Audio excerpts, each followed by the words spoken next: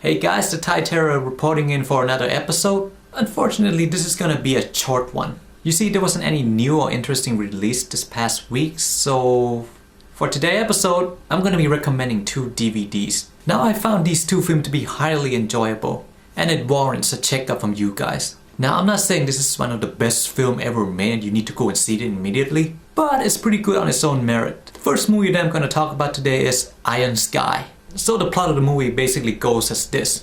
There's a bunch of Nazis hiding on the dark side of the moon since World War II. Now these assholes has been plotting to come back and conquer Earth for the last 80 years. And now they're doing it. So the Nazis send in an armada of steampunk-inspired UFO to fight the modern iPod-style weapon of the modern world. Now this is a movie with such a ridiculous premise that I think the director just go, what the hell, go with it.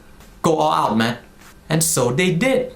And the end result was pretty satisfying. Now let's be clear, the movie is flawed. The acting was questionable and the plot was pretty streamlined. But I can't help but enjoy the campy nature of the film. You see, despite having Nazi as the main subject of the film, it doesn't really take itself that seriously.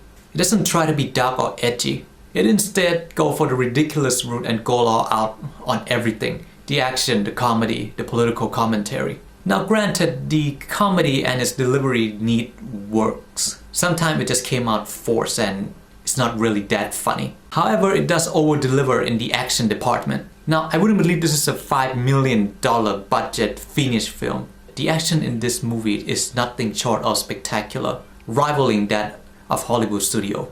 The action scene was very well done and it was a blast to watch. And personally, I think the political commentary was actually pretty well done. Now this scene that showed up at near the end of the movie is really thought-provoking. It actually makes you stop and think about everything. Despite the campy nature of the film, you actually pause for a moment and think about the message that the director is trying to put through. But that's just me personally. I actually enjoy the political commentary more than the actual comedy of the film. Now the other aspect of the film is also pretty well done. The set design, the special effects, and the soundtrack was actually very good. It was something that I found surprising in a pretty low-budget sci-fi B movie. However, I do feel that the pacing was relatively quick. And there wasn't that much character development and the acting really needs works. I mean, the main black character was very stereotypical, if you know what I mean. But despite its flaws, there's more to this science fiction movie that meets the eye. So if you have some spare time and some spare change, go and pick it up and see for yourself. Like it, don't like it, you decide. But personally, I found it enjoyable. Now, the next movie is the complete opposite of Iron Sky. While Iron Sky is campy and over the top, this movie is dark and gritty. This is Takeshi Miike's Hara-Kiri, Death of a Samurai. A follow-up to the critically acclaimed bloodbath spectacle that is the 13th Assassin. Now, despite the cover, this is not something like 13 Assassin. This is actually a very dramatic storytelling of a life of a samurai who is about to commit seppuku, which is the Japanese ritualistic suicide. And this is one of the few movies that leave me depressed after watching it. Now don't get me wrong, this is a very good movie, but it's really depressing. Now this movie followed the life of a lower class samurai who lives in poverty despite the romanticized image of a samurai warrior. And this movie explored the hypocrisy and the illusion of Bushido culture, the Japanese warrior code. And this movie is nothing short of a tragedy. And every aspect of this film enhanced that point. The top-notch cinematography, the flawless acting, and the emotional soundtrack. Everything enhanced the feeling of hopelessness and sadness these people have to go through their daily lives. And it makes you care, it makes you feel sorry for the character you're watching, and I think this is one of the most important aspects a film need to be able to accomplish. Now, I went into this film unprepared. I went in expecting something like a bloodbath, like 13 Assassin, but what I got instead, I paid for it with my mental health. God damn, there's a scene I really want to talk about, but that would be spoiling the entire movie for everyone. Let's just say it's the film's most emotional scene. As I was watching this scene, I feel exasperated and nauseated. Something very few films manage to do to me.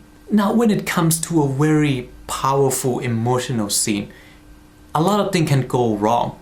You can either make the audience really bored, or in worst case scenario, you laugh at what is going on. This is not the case with this scene. Now, as I was watching it, my face was literally like this. I literally stopped breathing for a moment. It was that powerful, it was that shocking, it was that emotional. And the camera angle, the actors, everybody did their role perfectly. This scene was executed flawlessly. And the story that leads up to that scene was as gut-wrenching and depressing as it explored massive gaps between social hierarchies and the struggle of poverty-stricken family. This movie is amazing, but it really takes its toll on you. It showcased the worst of humanity in a very dark and realistic way. It also tackles the issue of how people with power corrupt their authority, the injustice they bestow upon others, and the illusion of the grandeur of an honorable death. This is a very powerful film, and I highly recommend it to everyone. Even if you're not a Japanese cinema fan, you need to see this. So there you have it, a pretty short episode with two movies, both different than Night and Day, but good in its own merit, and both need to be seen. This is the Thai Terror signing off. Until next time, สวัสดีครับ